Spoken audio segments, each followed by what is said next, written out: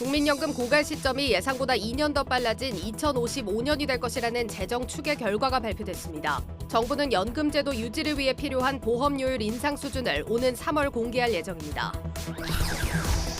LG전자의 지난해 4분기 영업이익이 90% 급감하며 수익성 악화가 본격화하고 있습니다. TV 사업 적자 폭이 확대되는 가운데 자동차 전장 부문이 성장하며 간신히 흑자를 유지했습니다. 우리 군이 독자 개발한 정찰 위성 1호기를 연내 발사하기로 하면서 국내 방산 기업들이 발빠르게 개발에 착수했습니다. 특히 초소형 정찰 레이더 개발을 놓고 하나시스템과 한국항공우주의 2파전이 예상됩니다.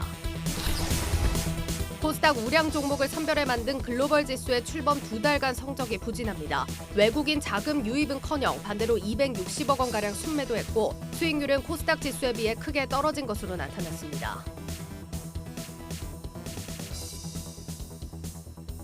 설 연휴 끝나자마자 식품 가격 무더기로 인상되고 있습니다. 3,000원짜리 과자가 3,300원, 1,000원짜리 초콜릿과 아이스크림이 1,200원. 몇백 원 안 올랐네 하시겠지만 인상률로 따지면 10%, 20%나 됩니다. 정부가 식품업계 불러서 가격 인상 자제하라고 했는데 안 먹히는 겁니다. 은행이야 공공재 성격이 강해서 정부가 압박하면 금리도 내리고 한다지만 민간 기업은 다릅니다. 당장 나 스스로도 지금 먹고 살기 힘든데 정부가 팔비 튼다고 제 살 깎아 먹으며 버틸 사람 어디에도 없습니다. 차라리 원재료 공급난 해법을 같이 찾아준다든지 기업들 진입 규제를 완화해서 가격 경쟁을 촉진한다든지 하는 게 지금 정부가 할 일일 겁니다. 이 막가 파식 가격 통제, 이게 정말 최선인가? 앵커의 질문이었습니다. 1월 27일 뉴스플러스 증시 프리즘으로 문을 엽니다. 박혜린 기자와 함께합니다. 박 기자, 이 외국인이 11거래일째 지금 사고 있습니다. 이거 뭐 언제까지 사나 지켜보는 것도 보는 재미가 있습니다. 네, 그렇습니다. 코스피 지수 올해 들어서만 벌써 11%포인트나 올랐습니다. 네. 외국인이 오늘까지 7조 원가량 순매수하며 지수 상승을 이끌고 있죠. 2,500선 탈환까지 단 15포인트만을 남겨둔 상황입니다. 지금 오늘만 해도 1조 원 가까이 순매수를 했더라고요. 네, 맞습니다. 지금 열기가 전혀 사그라드는 기색이 없습니다. 새해에는 그러면 투자자들 좀 우스꽃 좀 피는 건가요? 오히려 지난해보다 더 속상한 한 해를 보내고 계실 수도 있을 것 같습니다. 예. 지난해 같은 경우는 시장 상황이 워낙 안 좋다 보니까 나도 내 주변도 다 같이 하락장을 견디면서 조금 위안이 됐을 텐데 올해는 시장은 오르는데 개인은 계속해서 증시에서 팔자를 이어가고 있습니다. 금액으로는 무려 6조 6천억 원 수준이고요. 따라서 오랜만에 돌아온 상승장에 개인 투자자들은 또 소외되고 있다는 평가가 나옵니다. 또 개인들이 주식을 팔아치우는 가운데서도 어떤 종목들 사들였나 봤더니 가장 많이 담은 종목이 증시 하락에 베팅하는 인버스, 그것도 곧버스 상품이었습니다. 네. 개인은 올 한 해 코덱스 200 선물 200 인버스 2X에만 약 5,400억 원을 순매수했고 4위인 또 다른 인버스 상품이 코덱스 인버스에는 956억 원가량을 베팅했습니다. 오늘도 거의 1조 원 넘게 지금 팔아치우고 네, 샀던데 맞습니다. 개인들 말이죠. 거기에 더해서 인버스까지 사들였다. 부디 이제 본전에 파신 건 아니길, 좀 차익이라도 네. 좀 거두고 파신 거길 좀 바라겠습니다. 인버스 산 분들은 같은 경우는 손실이 꽤 크겠는데요. 네, 그렇습니다. 최근 장이 매우 좋았잖아요. 특히 네. 이 코덱스 200 선물 인버스 2X는 코스피 200 선물 지수가 1% 떨어지면 2% 오르는 그야말로 곧버스 상품으로 올 한 해에만 22%가량이나 하락했습니다. 3개월 기준 연일 신저가 갈아치우고 있고요. 코덱스 인버스 상황 마찬가지입니다. 네, 사실 뭐 지금까지 오를 듯 하다가 주저앉은 게 벌써 몇 번째입니까? 이러다 보니까 인버스 사는 하락에 베팅하는 심정 어느 정도 이해는 갑니다. 합니다. 예. 네, 그러면 기관과 외국인들은 좀 성과가 어떻습니까? 예, 기관은 반대로 증시가 오를 것으로 예측하며 상승장의 기쁨 충분히 누리고 있습니다. 네. 기관이 올해 가장 많이 산 종목은 코스피 상승률의 2배 수익을 낼 수 있는 코덱스 레버리지였습니다. 올해 벌써 1,920억 원가량을 이 ETF에 베팅했고 주가는 3개월 기준 연일 최고가 경신하고 있습니다. 외국인의 경우에는 코스피 200 지수를 추종하며 배당금을 투자자에게 지급하지 않고 지수에 재투자하는 코덱스 200TR 상품을 주로 사들이고 있는데 이 ETF 역시 올해 12% 넘게 올랐습니다. 그렇군요. 최근에 이런 외국인들의 위험 선호가 과연 그러면 언제까지 이어질지 좀 예상되는 바가 있습니까? 예, 단기간 급등하다 보니까 조금 쉬어갈 수는 있겠지만 일단 관건은 올해 첫 FOMC잖아요. 네. 이걸 무난히 넘길 경우에는 당분간 큰 악재로 작용할 만한 요인은 없습니다. 시장에선 이번 FOMC에서 연준이 금리를 25bp 올릴 것으로 예상하고 있고요. 간밤 발표된 미국의 지난해 4분기 GDP가 시장 기대치를 뛰어넘는 2.9% 수준으로 나오고 PC 물가지수는 3.2% 그쳤습니다. 경제는 예상보다 탄탄하고 인플레이션은 누그러지는 흐름을 보이자 25bp 인상론 더욱더 공고해지고 있습니다. 그래도 만약 연준이 50bp 인상 또는 공격적인 긴축을 강하게 경고할 경우 위험 자산의 가격 조정과 국채금리 반등이 나타날 것으로 예상되긴 합니다. 당분간 남은 변수는 연준이 50bp 올렸을 때 정도 네. 예상해 볼 수가 있겠군요. 달러 약세 국면이라는 것도 지금 외국인들이 좀 유입되는 요인인 것 같습니다. 네. 앞으로 이제 달러가 더 하락할 거다, 환율이 더 내려갈 거다는 예상을 하면 계속해서 외국인들이 들어올 수 있을 텐데 이건 전망이 어떻습니까? 네, 사실 이제는 추가 약세를 보이기에는 조금 애매한 지점이라는 평가가 나옵니다. 네. 따라서 지수가 한 차례 쉬어갈 수도 있겠지만 유동성 환경이 완화된 만큼 중소형 테마에서는 로봇이나 AI 관련 종목들, 아직 상승 여력이 남은 중국 리오프닝 관련 주식들에 주목해보라는 조언이 나오고 있습니다. 지수는 부담이어도 유동성이 완화된다면 종목 장세를 기대해 볼 수 있다는 분석입니다. 환율 측면에서 보면 어느 정도 랠리가 끝나갈 가능성도 있다. 예, 이런 그렇습니다. 얘기도 된다는 거군요. 실적이 좋은 종목을 우리가 꼽는다고 한다면 LG에너지솔루션 오늘 4분기 실적이 굉장히 좋게 나왔는데 주가는 오히려 떨어졌습니다. 네, 맞습니다. 먼저 실적부터 보자면 LG에너지솔루션의 4분기 매출액과 영업이익이 각각 전년 동기 대비 92%, 213.6%가량 증가했습니다. 예. 연간으로 봐도 영업이익과 매출 모두 역대 최고 실적입니다. LG엔솔이 여기에 그치지 않고 올해 연간 매출은 전년 대비 25%에서 30%까지 증가시킨다는 목표치까지 제시했는데요. 그런데도 오늘 주가가 하락한 건 우리사주조합의 보호예수 해제를 앞두고 우려감이 나타난 것으로 보입니다. 전체 발행 주식의 3.39% 수준으로 실질 유통 물량이 전체 주식 대비 13.15% 규모임을 감안을 하면 유통 물량의 약 23%나 시장에 나오는 셈입니다. 이 물량은 오는 30일부터 풀릴 수 있는데요. 현재 엔솔 주가는 공모가 대비 60%가량 오른 상태로 우리사주 시세 차익은 평균 1억 8천만 원 정도로 추산됩니다. 네, 아마 성장성을 감안해서 일부는 네. 좀 보유를 하되 저 같으면은 안전하게 일부는 차익 실현하는 그런 선택을 할 것 같습니다. 매물이 안 나올진 않겠죠. 무조건 많이 나올 거다 이런 예상은 됩니다. 다음 주에도 실적 발표 계속 이어지겠죠? 네, 그렇습니다. 30일에는 삼성 SDI와 에코프로, 하나투자증권 등 증권주들이 주로 실적을 발표할 예정이고요. 31일에는 삼성전자, 1일에는 SK하이닉스, 3일에는 네이버 등이 지난 4분기 실적을 공개할 예정입니다. 네, 다음 주가 기다려지네요. 증시 프리즘 박혜린 기자였습니다.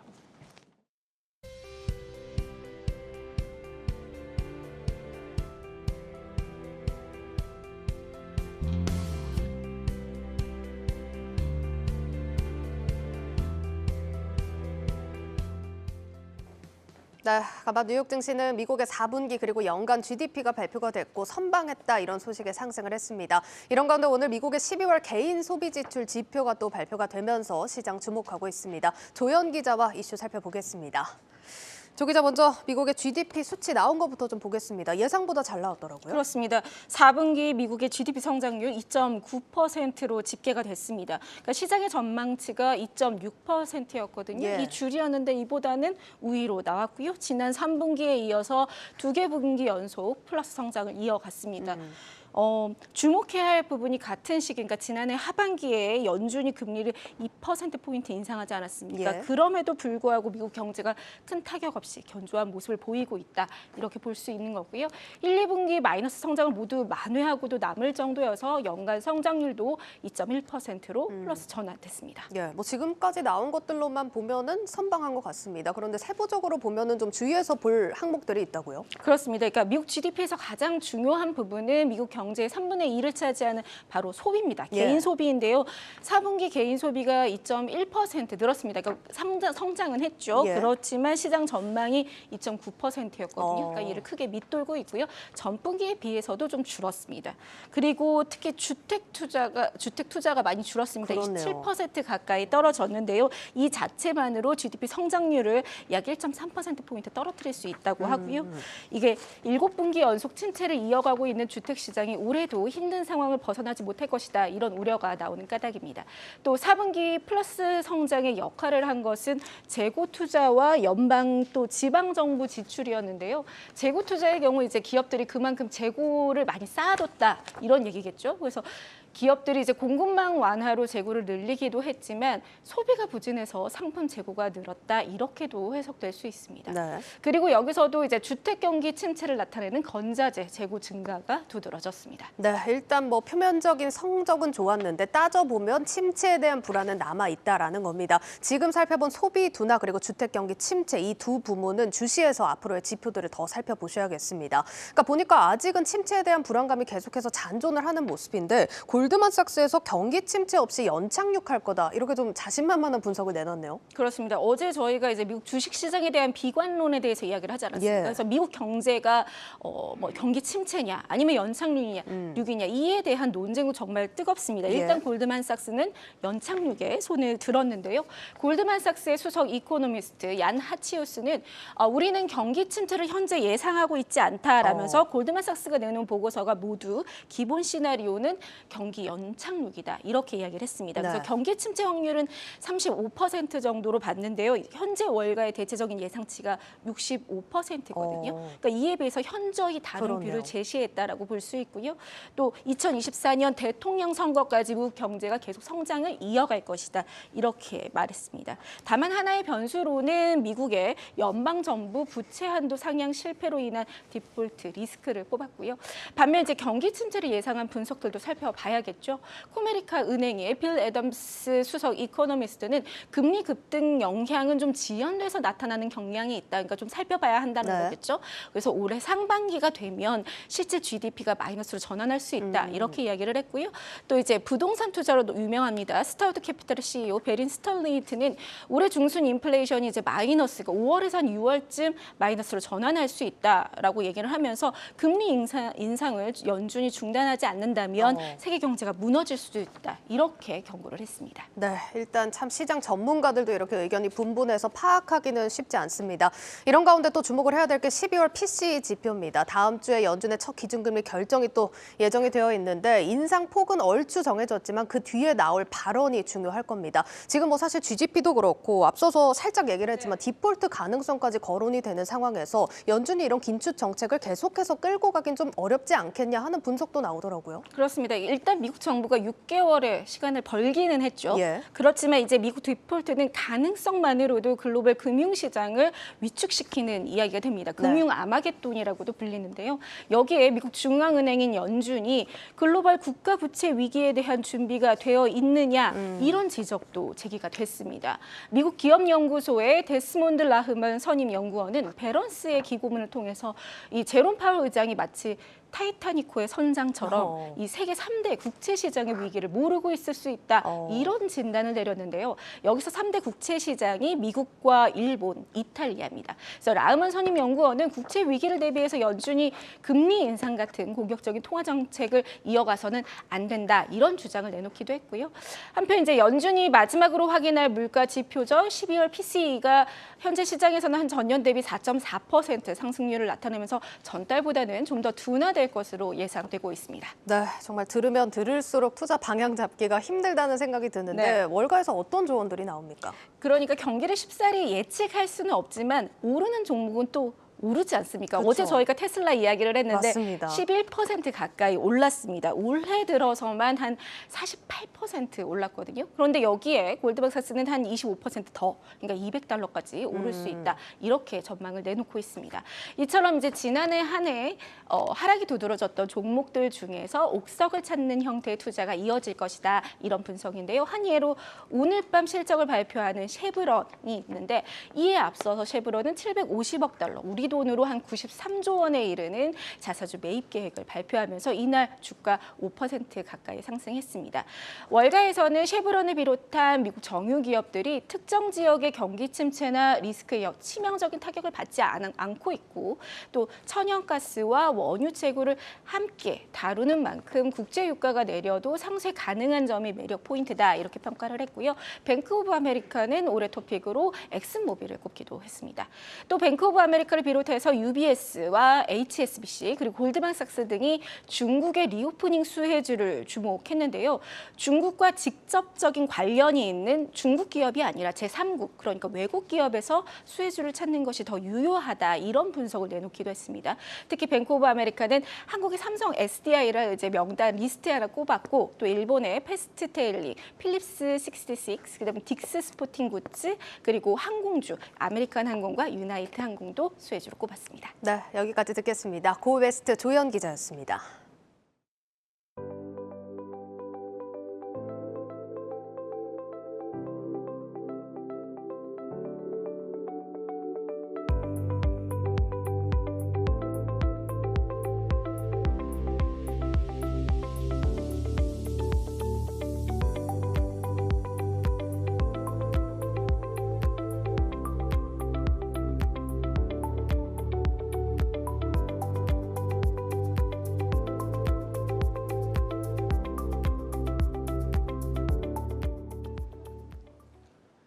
LG전자 전장 사업이 7년 만에 흑자로 돌아섰습니다.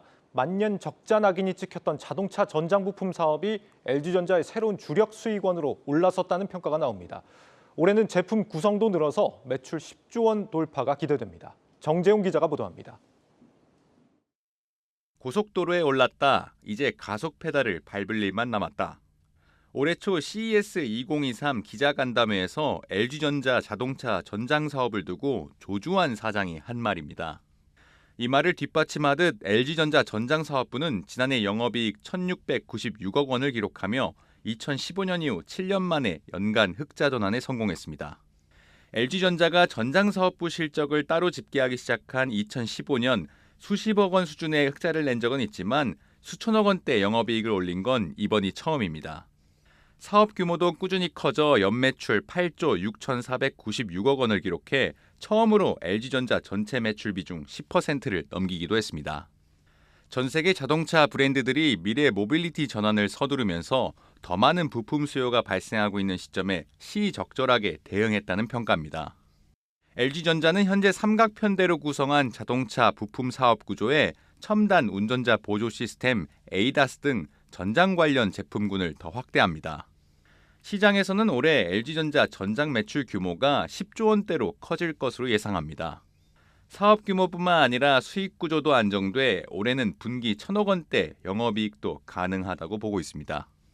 LG전자의 전장 사업을 담당하는 은석현 부사장은 지난 CES 간담회에서 2026년께 매출 15조 원을 넘어설 것이라며 연매출 20조 원 정도가 되면 자동차 부품 시장에서 의미 있는 플레이어가 된다고 자신했습니다. 반면 다른 주력 사업들은 물류비, 부품값 인상 등의 영향으로 수익성이 크게 악화됐습니다. 생활가전을 담당하는 H&A 사업부는 지난해 4분기 영업이익이 236억 원에 머물러 직전의 같은 기간보다 84% 급감했습니다. TV 사업의 적자폭은 확대돼 4분기 영업손실 규모만 1,000억 원을 넘어섰습니다. 연결 기준으로 잡힌 LG이노텍 실적을 제외하면 LG전자는 4분기에 1,042억 원의 영업손실을 기록했습니다. LG전자는 올해 사업 방향에 대해 원가 개선을 통해 안정적인 수익성을 확보하겠다고 밝혔습니다. 다만 상반기 수요 개선폭이 크지 않아 당장 눈에 띄는 실적 개선은 기대하기 어려울 것이란 전망입니다. 한국경제TV 정재홍입니다. 국민연금의 기금 고갈 시점이 2055년으로 2년 더 앞당겨졌습니다. 출산율 저하가 예상보다 빠르게 진행 중이란 얘기인데 국민연금을 적자 없이 유지하려면 미래 세대는 월급의 30% 이상을 부담해야 하는 것으로 분석됐습니다. 김종학 기자가 보도합니다. 정부가 제5차 국민연금 재정 계산 결과 오는 2055년이면 국민연금 기금이 바닥을 보일 것으로 전망했습니다. 2003년부터 시작한 재정 추계에서 국민연금 고갈 시점은 해마다 줄어 연금 개혁 논의가 미뤄진 2018년보다 2년 더 단축된 겁니다. 이에 따라 국민연금 보험료 9%를 걷어 소득 40%를 대체하겠다는 현행 제도를 바꾸지 못하면 1990년생부터는 기금에 쌓아둔 돈만으로 연금을 돌려받지 못하게 됐습니다. 연금 개혁이 늦어질수록 미래 청년 세대의 부담이 늘어날 것이고 따라서 연금 개혁이 필요함을 보여주는 결과입니다. 정부는 이번 재정축에서 70년 뒤 국민연금 기금을 유지하려면 가입자가 부담해야 할 보험료를 2025년부터 현행 2배 수준인 17.86%로 높여야 할 것으로 봤습니다. 이렇게 하더라도 가입자가 월급에서 보험료로 부담하는 정도를 나타내는 부가방식 비용률은 6%에서 2080년이면 34.9%까지 치솟아 미래 세대 소득에 큰 타격을 줄 수 있다는 전망이 담겼습니다. OECD 회원국 중에서 어떤 최악의 상황이거든요. 젊은 세대, 미래 세대에 후세대 정가시키면서 부채를 차곡차곡 쌓아놓고 있다는 겁니다. 제대로 연금 개혁을 하려고 그러면 그 부채를 계산해서 국민한테 보여줘야 될 거 아닙니까? 이번 재정축의 산출 과정에 한계도 있습니다. 우리나라 합계 출산율은 2018년 0.98명에서 지난해 0.7명대까지 추락했는데 이러한 가정은 빠진 채 2030년 이후 출산율 회복을 가정해 결론을 공개한 겁니다. 저출산과 고령화에 따른 인구구조 감소 속도에 따라 기금 고갈과 이에 따른 정부의 재정 부담이 늘어날 수 있는 대목입니다. 현실이 되고 있는 국민연금 고갈 전망에 따라 미래 세대가 납부할 보험료 인상과 소득 대체율을 더 낮추는 방식의 연금 개혁 논의에 속도가 붙을 전망입니다.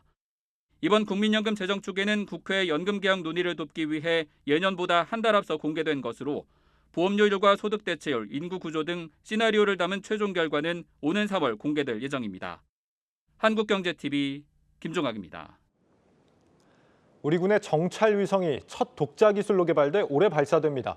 대북 위성 정보의 거의 대부분을 해외 정찰 자산에 의존해 오다가 드디어 우리 자체 역량을 가지게 된 건데 이 두 곳의 국내 방산 기업이 이 사업의 유력 후보로 물망에 오르고 있습니다. 방산인사이드 송민아 기자와 알아봅니다. 송 기자, 네. 먼저 정찰 위성이라는 게 어떤 건지부터 먼저 알아보죠. 네, 간단히 좀 말씀을 드리면 우리 군의 그 눈의 역할을 하는 위성이다라고 볼 수가 있습니다. 네. 이 군 정찰 위성 사업은 현재 425라는 이름으로 국방과학연구소 주관으로 추진되고 있습니다. 규모는 1조 2천억 원이 투입되는 이 사업을 통해서 우리 군은 위성 레이더, 영상 레이더와 또 전자광학 위성 그리고 적외선 레이더 등을 갖춘 이런 대형 정찰 위성 5기를 확보하게 됩니다. 눈 역할을 하는 만큼 이 군 정찰 위성에는 고해상도 영상이나 또 이미지를 촬영할 수 있는 기술이 대거 탑재되는데요. 구체적으로는 이 적외선 위성과 또 전자광학 위성 그리고 사 위성 이렇게 세 종류로 나눌 수가 있습니다. 먼저 이 적외선 위성은 열 에너지를 탐지해서 사물을 인식하고 또 움직이는 표적은 대부분 열이 발생하기 때문에 이 열 화상 카메라로 입체적인 추적이 가능하다는 그런 특징이 있습니다. 또 전자광학 위성은 빛을 전자파로 인식을 해서 표적을 탐지하는 것이 특징인데요. 주야간 탐지 식별이 가능하고 또 표적 영상을 디지털 방식으로 식별하는 것이 가능합니다. 특히 이 레이더 전파를 활용해서 관측이 가능한 이 고성능 레이더 위성인 사 위성은 이 군사 정찰 감시 목적으로 본격적인 이 개발에 나설 전망입니다. 이 사 위성은 정밀한 이 정찰 감시를 위한 차세대 군사 위성으로 주목을 받고 있습니다. 이들 군 정찰 위성은 800kg급 모두 5기가 제작이 될 예정인데요. 현재 비공개로 진행되는 사업이기 때문에 어떤 위성이 먼저 좀 발사될지는 알기는 어렵지만 올해는 스페이스X 팔컨 9 발사체를 통해서 적외선 위성이 먼저 우주로 향할 것으로 전망이 됩니다. 이후 2025년까지 5기가 순차적으로 지구 궤도에 오르게 됩니다. 네. 사실 미국의 정찰 자산은 우리가 마음대로 쓸 수 있는 부분은 또 아니기 때문에 선택적으로 쓸 수 있잖아요. 그러다 맞습니다. 보니까 아무래도 우리 독자적인 정찰 역량을 확보한다는 측면에서 상당한 전술적인 가치는 일단 확보가 될 걸로 예상이 되고 맞습니다. 또 이 저궤도 위성이다 보니까 아무래도 이제 그 정찰뿐만 아니라 스타링크 같은 다양한 또 기능도 발휘할 수 있다 이렇게 기대가 되는 모양입니다. 네네. 이 정찰 위성 개발의 중요성 최근에 또 그 어느 때보다 강조가 되고 있다고요? 네, 그렇습니다. 이제는 정말 너도 나도 이 위성 사업에 뛰어들고 있기 때문에 우리로서는 간과할 수가 없는 부분입니다. 네. 전 세계적으로 공개된 그런 위성, 인공위성은 약 400여 개지만 비공식적으로 각 군에서 쏘아 올린 군사 위성은 800여 개에 달하는 것으로 추정이 됩니다. 특히 우리나라 입장에서는 이 북한의 군 정찰 위성 이 개발 속도가 빠르다는 점을 좀 주목할 필요가 있겠습니다. 사진을 하나 좀 보여드릴 텐데요. 네. 이 사진은 이 북한 이 주장에 따르면은 북측 시제 위성이 찍은 우리나라 모습입니다. 뭐 흑백 이미지이고 또 흐리게 보이지만 자세히 보면은 서울과 인천 지역을 담고 있습니다. 네. 전문가들은 이에 대해서 현재 이 북한이 지닌 이런 영상 기술이 좀 조잡한 수준이라 뭐 감시 정찰용으로는 좀 적합하지 않다라고 뭐 말을 했는데요. 그러면서도 오는 4월 이 북한이 군 정찰 위성 1호기를 발사하겠다는 그런 계획을 밝힌 만큼 우리도 이 대응 속도를 높일 필요가 있다라고 지적을 했습니다. 우리 군을 조금 더 취재를 해보니까 지난달 우리 지역을 침범한 이 북한 무인기가 상용 카메라를 탑재한 것으로 알려지면서 우리 군의 이 정찰 감시 장비를 보강하려는 움직임이 또 빨라지고 있고요. 그 일환으로 군 정찰 감시 위성 발사 계획도 당초보다 앞당겨질 수 있는 것으로 파악이 됐습니다. 앞서 이 정찰 위성이 여러 종류가 있다고 송 기자가 설명을 했고 네. 그중에서도 가장 좀 주목을 받는 게 이 사 위성이라고 하는 거. 네. 이 부분이 우리 투자자들한테는 상당히 좀 주목할 만한 포인트가 있다는 거죠. 네, 그렇습니다. 말씀하신 대로 이 국내 우주 기술의 어떤 대표 주작격인 한화시스템 그리고 한국항공우주산업 카이가 바로 이 사 위성 체계 개발 사업에 정면으로 좀 맞붙을 것으로 보입니다. 정부는 현재 이 사 위성 사업을 놓고 복수의 방산 기업 가운데 하나의 기업을 선정할 방침인데요. 업계를 좀 취재해 보니까 이 사 기술을 구현할 수 있는 국내 기업은 한화시스템과 카이가 유일했습니다. 각 기업이 보유한 이 기술적인 특징을 좀 살펴보면 먼저 이 한화시스템은 초소형 사 위성 개발에 좀 집중을 하고 있었습니다. 이 초소형 사 위성은 본체와 탑재체를 일체형으로 설계했다라는 점이 좀 특징입니다. 지금 보시는 것처럼 직사각형 모양이 바로 이 사 위성인데요.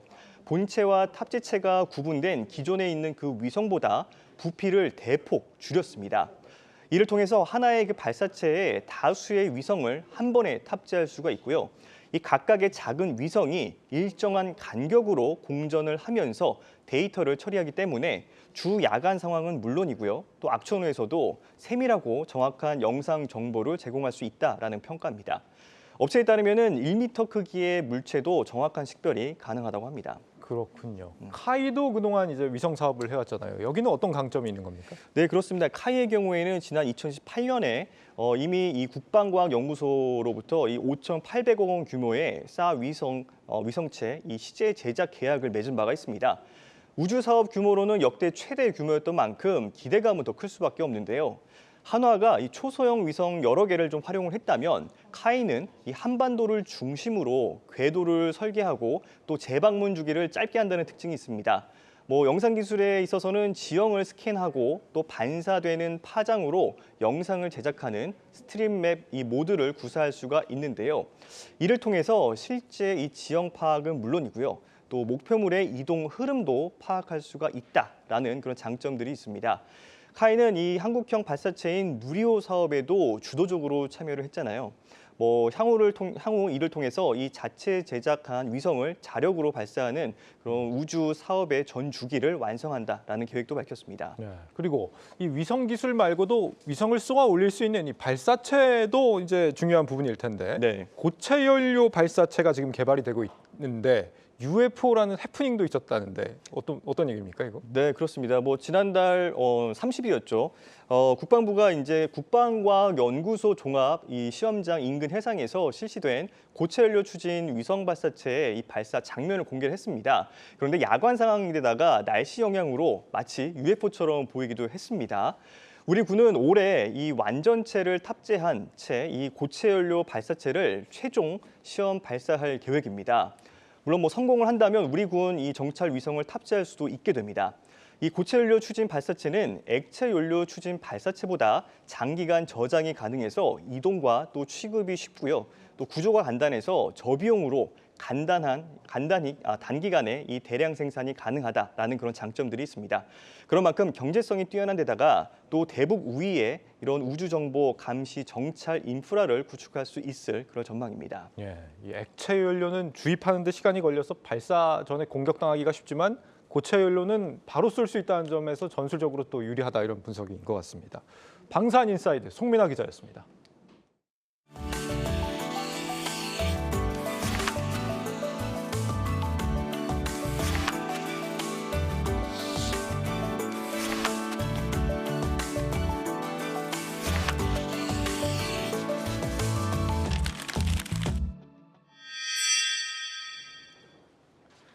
인구 2억 명이 사는 브라질이 국내 제약 바이오 업계의 새로운 시장으로 주목을 받고 있습니다. 다만 현지 규제가 심해서 우리 외교 당국의 협조가 필수적인데 이 관련 협회가 팔을 걷어붙이고 나섰습니다. 박승원 기자입니다. 인구 2억 명이 넘는 세계 9위의 경제국인 브라질. 중남미 국가 중 경제 규모 1위로 남미의 공동시장인 메르코스의 맹주입니다. 여기에 고령 인구의 증가와 공공의료 보장 확대 등 지속적인 성장이 기대되고 있습니다. 무엇보다 브라질 의약품 시장에 진출하게 되면 전체 남미 시장 진출이란 교두보를 확보할 수 있게 됩니다. 문제는 이런 브라질 의약품 시장 진출이 쉽지 않다는 데 있습니다. 실제 미국, 유럽과 비슷한 수준의 높은 규제로 인해 대웅제약이 브라질 톡신 시장 진출에만 2년 가까운 기간이 소요됐습니다. 브라질의 의약품 허가 리드타임은 워킹데이로 180일입니다. 어려웠던 점은 브라질 허가 제출이 국내 허가를 기반으로 했으나 선진국 허가 발효를 요청받았던 부분이 있었습니다. 상황이 이렇자 제약 바이오협회가 나섰습니다. 국내 기업들과 유관기관을 대상으로 브라질 의약품 시장 진출 설명회를 온라인 방식으로 개최한 겁니다. 이 자리에서 브라질 의약품 시장의 인증 절차와 세금 등 현지 진출 시 유의해야 할 부분을 설명하는 한편 진출에 성공한 기업들의 사례를 공유했습니다. 무엇보다 외교부와 코트라 등 정부와 협력하는 가운데 식약처 출신의 주재관을 파견해 브라질 보건당국과 직접 채널을 구축한다는 방침입니다. 브라질 엠비사는 일반 기업들이 접촉이 굉장히 어렵습니다. 그렇게 어려워가지고 우리 대사관에 우리 의약품에 대한 전문성, 식의약 분야에 대한 전문성이 있는 식약처 출신의 주재관이 파견돼서 엠비사와 직접 채널을 구축을 한다면 정말 좋지 않을까 생각을 하고요. 그래서 저희가 정부에도 계속 건의를 했습니다. 우리 중남미 의약품 시장 진출의 교두보가 될 수 있는 브라질. 국내 제약 바이오 기업들을 대변하는 기관으로서 그 보폭을 넓혀가는 제약바이오협회가 K바이오의 브라질 진출에 앞장서고 있습니다. 한국경제TV 박승원입니다. 코스닥 우수 종목들을 모아 만든 코스닥 글로벌 지수가 출범 2달째 기대와는 다르게 부진을 면치 못하고 있습니다. 거래소는 외국인 유입을 늘리기 위해 편입 기업들의 공시를 영문으로 제공하겠다는 대안을 내놨습니다. 문영민 기자가 취재했습니다. 지수를 만들고 프리미엄도 누릴 수 있게 외국인 투자자들의 투자 수요를 확대를 해서 코스닥 시장의 투자 저변이 앞으로 더욱 넓어질 것으로. 코스닥에 상장한 1,500여 개 기업 가운데 단 3.3%, 51곳만을 추려 만든 코스닥 글로벌 지수. 지난 11월 21일 출범한 이후 2달이 지났지만 한국거래소의 기대와 다르게 성적은 부진합니다. 해당 지수가 27일 현재까지 0.16% 상승하는 데 그친 반면 코스닥 지수는 1.25% 올랐습니다. 올해 초부터 현재까지로 기간을 좁혀도 부진한 성적표는 마찬가지입니다. 거래소가 기대했던 이른바 프리미엄 효과가 나타나지 않았기 때문으로 풀이됩니다. 외국인 비중을 늘리겠다는 계획도 이렇다 할 성과를 내놓지 못하고 있습니다. 코스닥 글로벌 지수 출범 당시 전체 주식수에서 외국인 투자자가 차지했던 비중은 17.73%. 출범 2달이 된 지난 20일까지 외국인이 260억 원을 팔자 이 비중은 17.68%로 줄었습니다. 코스닥 지수도 해당 기간 그 비중이 4.37%에서 4.25%로 줄며 낙수 효과 역시 없었습니다. 이렇게 외국인의 코스닥 패싱이 해결되지 않자 거래소는 부랴부랴 개선책을 준비했습니다. 코스닥 글로벌 지수 편입 기업을 대상으로 한 영문 공시를 오는 3월부터 개시할 예정입니다. 해당 기업의 공시를 영문으로 번역해 외국인에게 필요한 투자 정보를 제공하겠다는 겁니다. 하지만 일각에서는 지수 출범과 함께 나왔어야 할 지원책이 다소 늦었다고 지적합니다. 외국인 투자자를 끌어들이려면 매력적이거나 불편하지 않게 이제 만들어야 되는데 그 영문 공시가 아직까지도 안 됐다는 것은 점수를 박하게 받을 수밖에 없겠죠. 외국인들의 주요 요구사항이기도 해요. 외국인 영문 정보의 빈약함 이런 부분들은 지속적으로 제기하고 있어요. 없는 거하고는 굉장히 큰 차이가 날 수밖에 없는 게 정보를 모르고 투자를 하든지 해당 종목을 취급하지 않든지 해야 되거든요. 그거에 비하면 당연히 정보 접근성은 개선이 되는 거죠. 거래소는 이번 개선책이 실행되면 코스닥 글로벌로의 외국인 유입을 늘릴 수 있을 것으로 기대하고 있습니다. 한국경제TV 문영민입니다. 네, 권영훈의 집중탐구 시간입니다. 요즘 계약 당시보다 전세금이 하락해서 세입자들에게 전세금을 돌려주지 못하는 역전세난 현상이 가속화되고 있습니다. 세입자들 입장에서는 돈을 돌려받지 못할까 걱정이고 집주인들도 곤란한 상황에 처하면서 어려움이 이만저만이 아닙니다. 오늘 집중탐구 시간에서 이 사안 자세하게 다뤄보도록 하겠습니다. 권영훈 기자 나와 있습니다. 권 기자, 오늘 먼저 사안을 다루기 전에 이번 주 집값 상황은 어땠나요? 네, 이번 주 설 연휴가 있었죠. 예. 네, 설 연휴가 포함된 이번 주 1월 넷째 주죠. 전국 아파트 가격은 전주보다 0.42% 떨어져 지난해 5월 이후 38주 연속 내림세입니다. 다만 낙폭은 4주 연속 줄어들었습니다. 지역별로 세종 같은 경우는 이제 마이너스 1%로 가장 많이 이제 하락을 했고요. 경기와 부산, 대구 순으로 내렸습니다. 네, 이번 주 서울 지역의 아파트 값도 한번 보겠습니다. 서울 같은 경우는 마이너스 0.31% 떨어졌습니다. 35주 연속 내림세인데요. 전국과 마찬가지로 낙폭은 4주째 줄어든 모양입니다. 강서구가 0.66% 내렸고, 그다음에 금천구, 그다음에 구로구 순으로 내렸습니다. 좀 특이할 만한 점은 강남권이죠. 서초구와 강남구 같은 경우에는 완연한 회복세라고 얘기하기는 어렵겠지만 그래도 전주보다 많이 회복을 보였다. 이렇게 볼 수 있겠습니다. 금리 인상 여파의 설 연휴 영향으로 거래가 줄면서 낙폭은 줄어들었지만 집값 하락은 이어지고 있는 모양입니다. 네, 이렇게 집값 상황 어떤지 체크를 해봤습니다. 이런 가운데 요즘 전세 시장이 뜨겁습니다. 아시다시피 깡통 전세가 속출하고 있고 최근에 빌라왕 사태로 세입자들의 보증금을 떼이는 등 정말 피해가 이만저만이 아닌데 이런 가운데 이번에는 역전세난이 또 부동산 시장의 가장 큰 화두로 떠오르고 있습니다. 이 내용 자세하게 들어보도록 하겠습니다. 권 기자, 먼저 좀 용어부터 정리를 하겠습니다. 역전세난이 뭐고 이런 현상이 왜 벌어지고 있는 겁니까? 네, 일단 전세난과 역전세난의 차이를 먼저 좀 설명을 좀 드리겠습니다. 용어부터 정리를 해야 이해하기가 쉬울 것 같습니다. 전세난의 경우 전세값은 오르고 그 대신 이제 매물은 또 줄어들어서 세입자들이 전셋집을 구하기가 어려운 현상, 이거를 말하는데요. 반대입니다. 역전세난은 전세값은 내리고 매물이 늘어나서 오히려 집주인들이 세입자들에게 보증금을 못 돌려주는 거를 이제 말을 하는데요. 지난해 아파트 가격이 전국 그리고 서울 모두 7%대 하락세를 보였습니다. 아파트 전세 가격은 전국적으로 8.69%, 서울은 무려 10.11%나 떨어졌는데요. 2003년 부동산원이 그 통계를 조사한 이후에 가장 크게 하락했습니다. 올 들어서도 비슷합니다. 전국 아파트 전세값은 매매값 하락보다 가파르게 지금 떨어지고 있습니다. 특히 서울과 수도권 아파트 전세값 하락이 두드러지고 있는 모습을 지금 표에서 볼 수 있는데요.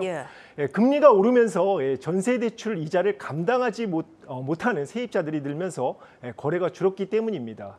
전세값 하락으로 보증금 일부를 돌려줘야 하는 상황이 벌어지고 있고 그 차익만큼 매달 그 월세로 돌려주고 있는 역월세까지 이제 속출하고 있는 상황입니다. 과거 이제 전세난 시절에는 세입자가 이제 갑을 관계에서 이제 을의 입장이었다면 지금 이제 반대입니다. 집주인이 오히려 세입자를 이제 구하러 막 이제 돌아다녀야 되는 이런 형국이 됐습니다. 참 지금도 상황이 이런데 사실 전세가 추가 하락에 대한 분석도 지금 굉장히 많이 나오고 있지 않습니까? 그렇게 되면 올해 전세값이 더 떨어진다면 정말 역전세 대란이 벌어질 수도 있는 거 아니겠습니까? 맞습니다. 올해 그 전국 아파트 입주 예정 물량을 보면 35만 가구로 지난해보다 2만 가구 정도 증가할 것으로 보입니다. 이렇게 되면 마찬가지로 그 전세 물량도 쏟아져 나와서 전세값 하락에 기름을 부을 것으로 보입니다. 특히 그 봄 이사철을 맞아서 다음 달부터 그 서울 수도권 대단지 아파트가 입주를 시작하는데요.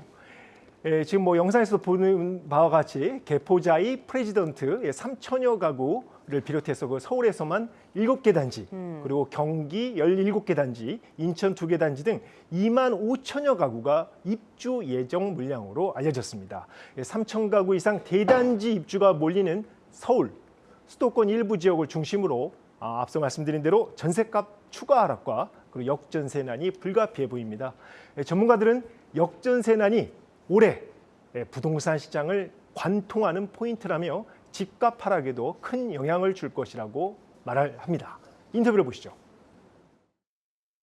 최근에 서울에서 주택 거래량의 절반 가까이가 바로 갭투자 수요입니다. 그러면 갭투자 수요가 줄어든다는 것은 전반적으로 주택 수요가 감소한다는 것을 의미하는 것이고요. 그리고 전세가 결국 돌지 않으면은 집주인 입장에서는 새로운 세입자를 구하지 못할 바에야 세입자로부터 소송을 당할 바에야 아예 집을 싸게 팔자는 어떤 생각을 할 수가 있는 겁니다.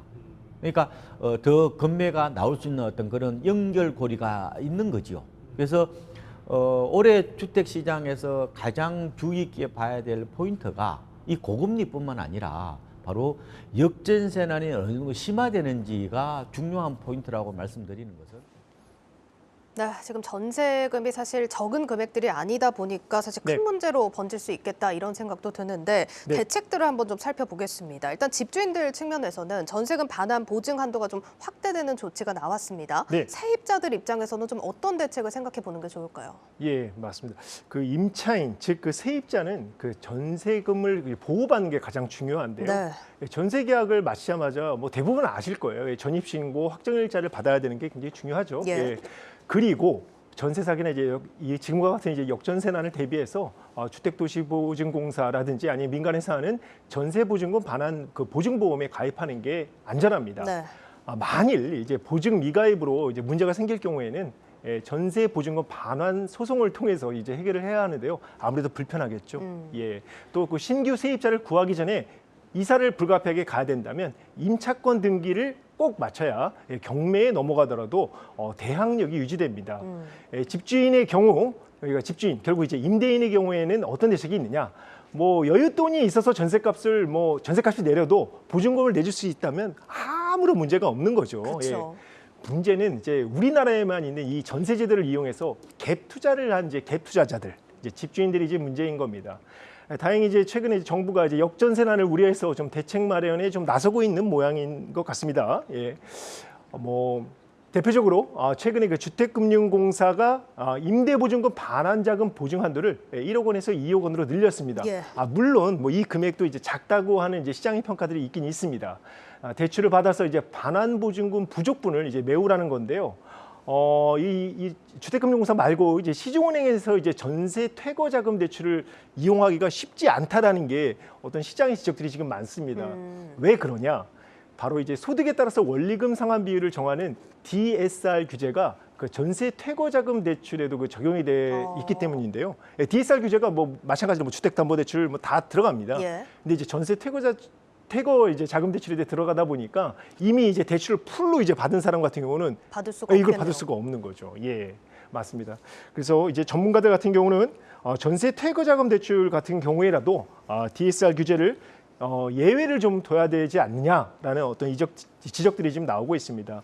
또 전문가들은 이번 역전세난을 계기로 임대인들이 갭 투자에 대한 인식 전환이 필요하다며 세입자 보호 대책을 정부가 검토할 필요가 있다고 조언했습니다. 인터뷰 보시죠.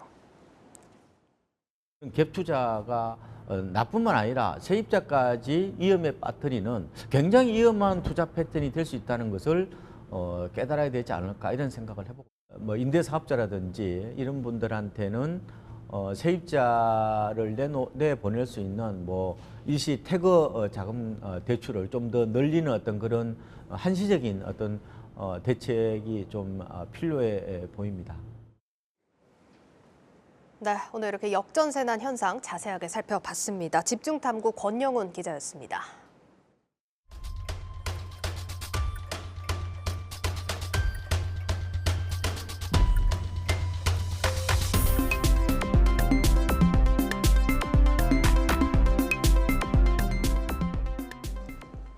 네, IPO 프리보드 시간입니다. 최근 바이오 업계에서는 항체 약물 접합체라고 불리는 이 ADC 분야에 대한 관심이 뜨겁다고 합니다. 양재준 기자와 함께 시장 현황 살펴보겠습니다. 양 기자, 항체 약물 접합체 일단 용어가 좀 어렵습니다. 쉽게 설명하면 어떤 개념일까요? 네, ADC 즉 안티바디 드러그 컨주게이트라고 하는데요. 다소 좀 어렵죠. 쉽게 설명해 드릴게요. 볼링장에 갔다고 생각을 해볼게요.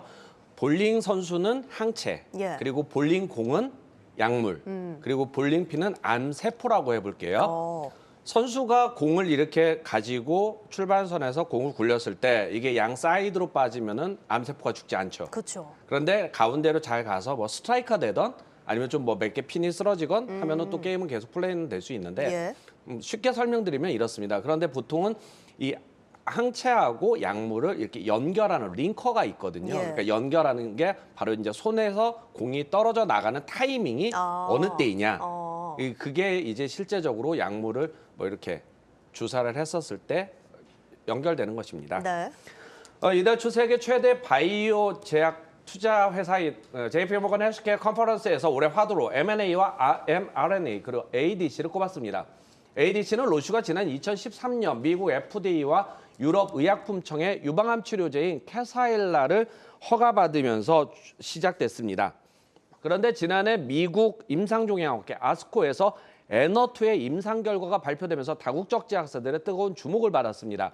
이후 GSK, 글락소스미스클라인, 그리고 MSD, 일라이릴리, 얀센, 암젠 등 세계 10대 제약사들이 ADC와 관련된 기술 이전 투자에 적극 나섰습니다. 일라이릴리가 ADC 2세대 선두주자인 미국 임뮤노젠과 캄프로테신 ADC 플랫폼 적용과 관련해서 17억 달러, 약 한 2조 원 가까이 되는 기술 수출을 이뤄뒀고요. GSK가 머사나와 14억 6천만 달러, MSD가 그 중국 스촨켈군과 14억 달러 규모의 수출 계약을 체결했습니다.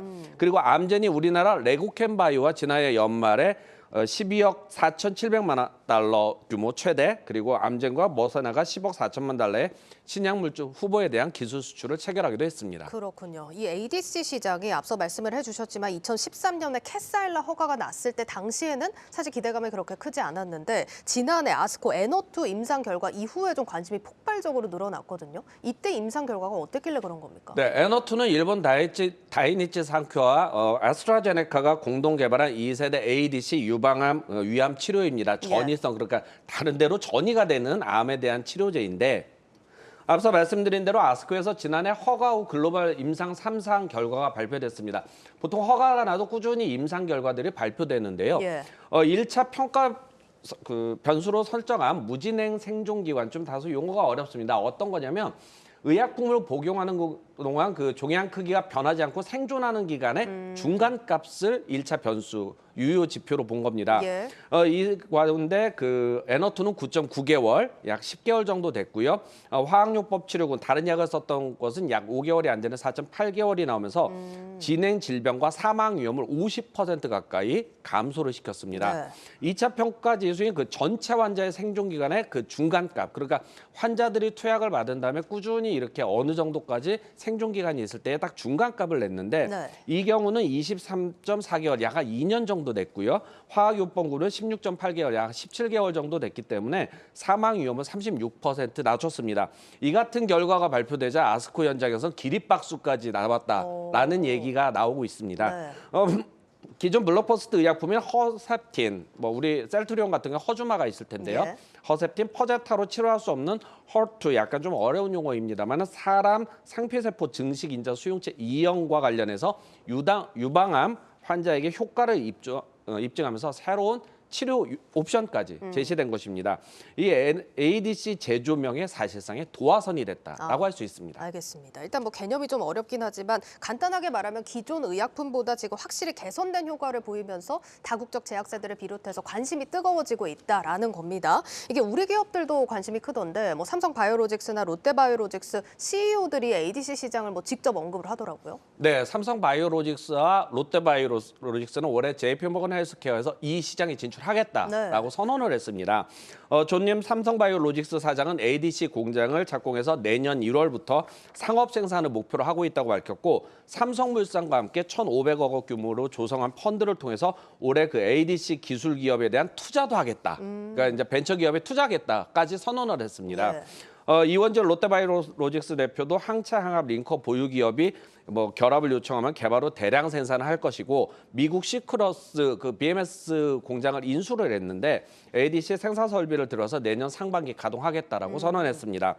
지난 25일 엊그제였죠. 그 셀트리온이 영국의 ADC 업체인 그 익수다 테라피틱스에 대해서 추가 투자를 하기로 했습니다. 한번 같이 보시면 지난 2021년 셀트리온과 미래에셋은 그 익수다에 투자를 했고 4,700만 달러를 절반 정도로 투자를 했고 이번에 후속 투자를 또 진행한 것입니다. 영국 익수다 테라피틱스는 그 레고캠 바이오사이언스의 그 ADC 플랫폼을 또 이렇게 기술 이전을 받은 기업이기 때문에 약 한 2조 3천억 원 이상 이렇게 기술 계약을 체결하기도 했습니다. 셀트리온, 익수다 그리고 레고캠 바이오가 이렇게 기술 투자와 지분으로 이렇게 좀 연결은 돼 있는데요. 레고캠은 지난해 12월 그 암젠과 5개 타겟을 대상으로 원천 개발과 관련해서 최대 12억 4,700만 원의 기술 이전을 했습니다. 네, 일단 뭐 국내 굵직한 기업들이 ADC 시장에서 이렇게 기회를 엿보는 모습인데 이 플랫폼을 개발하고 있는 벤처 기업들 현황은 어떤지도 궁금합니다. 네, ADC 플랫폼을 개발하는 업체는 피노바이오 그리고 앱티스, 오름 테라피틱스 등이 있습니다. 물론 레고캠이 선두주자일 수도 있는데요. 피노바이오는 캄프토테신 계열의 테칸 계열의 그 ADC 약물과 관련해서 고형암, 그러니까 위, 간, 폐 이런 큰 암에 대해서 3세대 ADC 기술을 보유하고 있는 업체입니다. 미래셋과 IMM 인베스트먼트, KB 인베스트먼트 그리고 제약사인 그 ST팜이 투자했고 지난해 10월 셀트리온과 최대 15개 타겟의 ADC 링커 페이로드 플랫폼 기술 그 옵션 도입 계약을 체결했습니다. 계약에 따르면 피노바이오는 모든 옵션이 실행될 경우 총 12억 4천만 달러 규모의 계약을 체결을 기술 이전 효과를 볼 수 있습니다. 피노바이오는 지난 2021년 기술 특례 상장에서 한번 고배를 마셨는데 지금 다시 하반기 IPO를 목표로 기술 평가를 했고요. 지금 현재 재신청을 했는데 오늘 통과했습니다. 알겠습니다. 여기까지 듣도록 하겠습니다. ADC 시장 진출의 속도를 내고 있는 국내 기업 현황들 짚어봤습니다. IPO 프리보드 양재준 기자였습니다.